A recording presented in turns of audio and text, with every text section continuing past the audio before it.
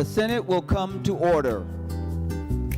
Members, if you arise, we're going to go straight to the prayer. Today's chaplain is Reverend Hans Jorgensen, Lutheran Church in St. Paul. As usual, members, following the prayer, please remain standing for the Pledge of Allegiance. God of love, you see it all, from quarks to galaxies, from racial variety and ethnic foods to the courage of waking up and facing the day. You see it all with compassion. Give us a glimpse of what you see. The 85-year-old man grieving the death of his wife who'd been taking care of him, what happens now? The gardeners who buy seeds with fresh hope for the coming growing season. The mother trying to figure out how to get her kids to school, herself to work, and her aunt to the doctor when there aren't nearly enough hours in the day or gas in the tank. You see the kindergartner who proudly puts his artwork on the refrigerator, the addict who's trying to recover but whose brain and body keep betraying him. In love, you see the mechanic who fixes a beaten-up car and cuts a brake for someone he knows needs it, and the musicians practicing to be ready for this week's band concert. Enlighten us together with your vision, that we might serve all of Minnesota from the Crow Wing River to Cottonwood County to Lake Mille Lacs. Enlighten us. There's so much we take for granted, but we could stop and notice today. Juicy clementines, songs in the key of G, Rocky Road ice cream, Beyonce, Bach, empanadas, the hug of a beloved. Fifth grade humor, we could notice that, as well as people who name snowplows and that person who shares joy every morning. You see what is. You see what is possible. Show us again. Show us what a wonder it is to be alive, and empower us to act today in a way that will help many, many more be alive too. Amen. Amen. I pledge allegiance to the flag of the United States of America and to the republic for which it stands, one nation under God, indivisible, with liberty and justice for all. Thank you, members. The Secretary will take the roll. Abler, Anderson, Barr, Bolden, Carlson, Champion, Coleman, Swatzinski, Dames, Dibble, Dornick, Draheim, Drazkowski, Duckworth, Diedzik, Eichhorn, Farnsworth, Fateh, Frentz, Green, Grunhagen, Gustafson, Hoschild, Herr, Hoffman, Housley, Howe, Jasinski, Johnson, Klein, Coran, Kroon, Kunish, Kupek, Lang, Latz, Liskey, Limmer, Lucero, Mann, Marty, Matthews, McQuaid, McEwen, Miller, Mitchell, Mohammed, Morrison, Murphy, Nelson, Remover, Baton, Pappas, Pa, Port, Pratt, Putnam, Rarick, Rasmussen, Rest, Seeberger, Utke, Weber, Wiesenberg, Westland, Westrom, Wickland, Zhang. Members, a quorum is present. Members, I am under Senate agenda for March 13, 2023, 9 a.m.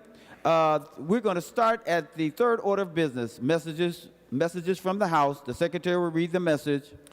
Mr. President, I have the honor to announce the passage by the House of the following Senate file herewith returned.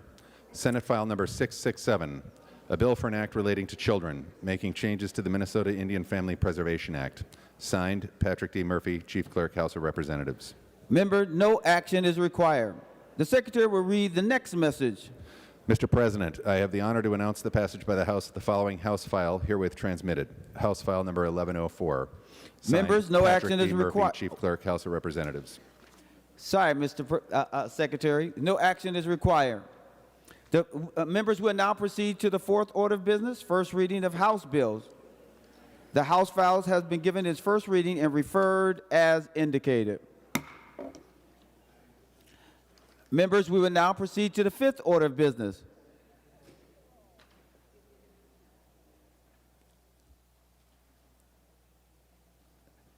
Senator Kunish. Mr. President, I move the committee reports printed in the agenda be adopted. On that motion, all in favor say aye. All those opposed say no. The motion prevails. Members, we will now proceed to the sixth order of business. The secretary will read the Senate House file numbers.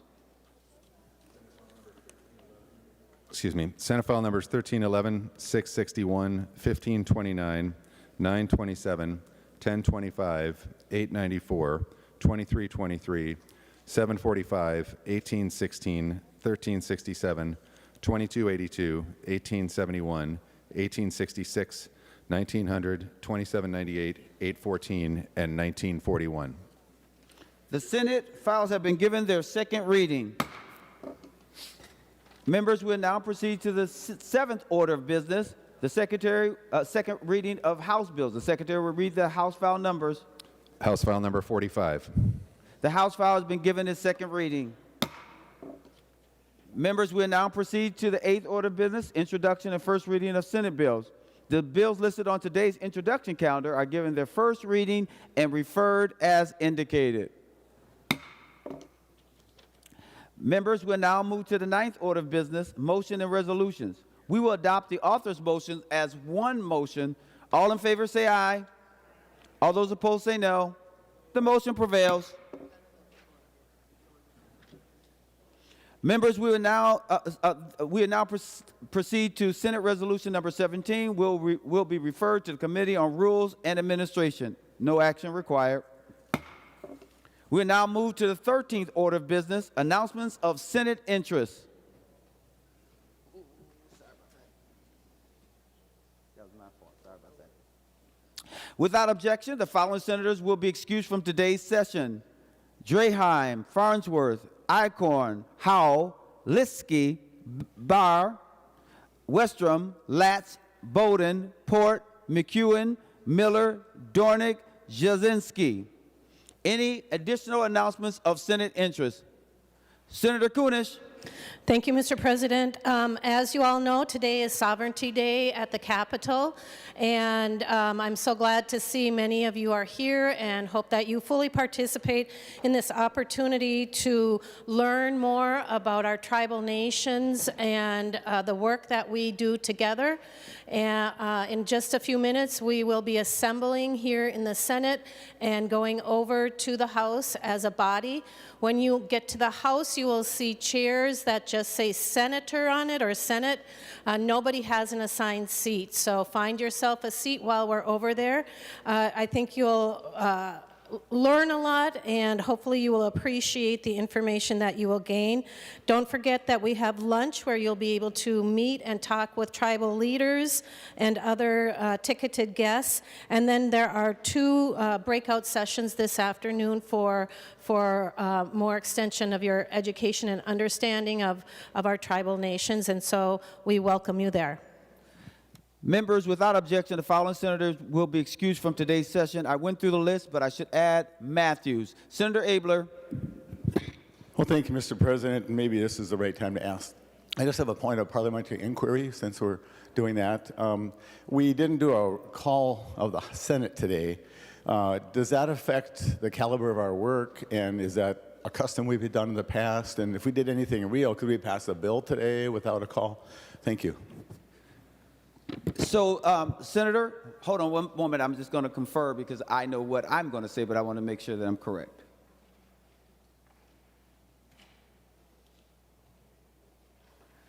Senator, from my understanding, and after conferring with the staff, and I did that earlier today, that we have frequently not have put the Senate under call. It doesn't affect our business at all. It's just a way of us moving expeditiously through the calendar. Senator Abler. Thank you, Mr. President. Any further announcements of Senate interests? Senator Jaskowski. Thank you, Mr. President. Point of information, Mr. President. So there wasn't any checking in today. Could I have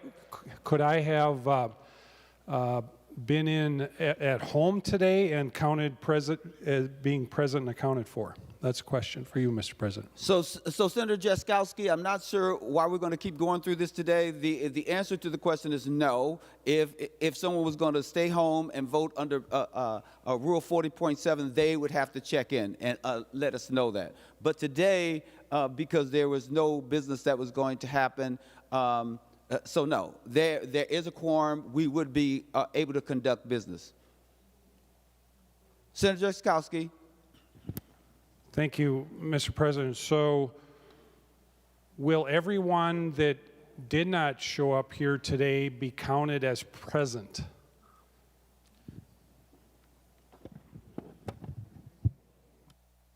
No, they would not. Senator Dornick. Thank you, Mr. President. I just wanted to announce that there is our Austin America is going to be doing an exhibit this afternoon. So members, please take a few minutes to visit the exhibit gallery on 3rd floor on the Capitol. This is the first show in more than 2 years and features photos from the community of Austin, done by photographer Bill Tofik, who is an Austin native. There will be a reception today from 4 to 7, and the exhibit will be up through the end of June. So thank you for that, members and Mr. President. Senator Limmer. Thank you, Mr. President. Point of order. In the event, just to extend this conversation, one other question. In the event that, well, due to the fact that we did make voting decisions today, I do not believe there was a quorum that was established formally. So if it is a custom of the Senate to have decisions made on the Senate floor without a quorum being established, I guess I'd have to question whether or not that would be a legal decision. Perhaps if no one ever questioned the quorum call, then it would be allowed. But I do not remember in the time that I've served that we've ever started the Senate without a call of the Senate. In the event that it happens again, I can guarantee you there will be a quorum call. So, Senator Limmer, I don't know where you were, but I did acknowledge that a quorum was present. So that was the first thing that I said after the work was done. And members, we're under the 13th order of business. This is usually not the place by which to do this, but Senator Limmer, I will entertain what your next question is. Mr. President, the only reason I raised the question is I don't know how you could establish a quorum call without quantifying the number of senators in the room formally by a call of the Senate. Well, thank you, Senator Limmer. Senator Kunesh. Mr. President, I move that the Senate do now adjourn until March 14th at 11 a.m. On that motion, all those in favor say aye. All those opposed say no. The motion prevails. The Senate is now adjourned.